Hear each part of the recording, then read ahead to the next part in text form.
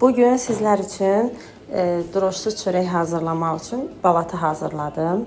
O nənə babaların keçmişdə hazırladığı balatı çörəyini hazırlamaq istəyirəm. Bu ilk etaplarıdır. Mən balatını hazırlamaq üçün 4 qaşıq un götürdüm və neçə qaşıq un götürsək, eyni miqdarda da su götürmək lazımdır. 4 qaşıq da su əlavə edirəm. Su ev temperaturunda olsa kifayət edir. Sadəcə qaşıqla qarışdırıram. Əgər su azlıq eləsə, çox az miqdarda əlavə etmək olar. Məndə su yetərli gəldi. Qaşıqla qarışdırıram. Belə yumşaq, ələ yapışmayan bir xəmir oldu. Biraz da yumşaq deyə bilərdim. Ələ yapışmayan xəmirdən bir balaca yumşaqdır. Və qapağı bağlayıram. Qapağı sadəcə bağlamaq lazımdır. Yəni bərk şəkildə bağlamaq yox. Üzərinə qoyuram və dolabın içində, ev temperaturunda, dolabda, qaranlıq yerdə 1 sutka saxlayıram. 1 sutkadan sonra ikinci etapda görüşərik.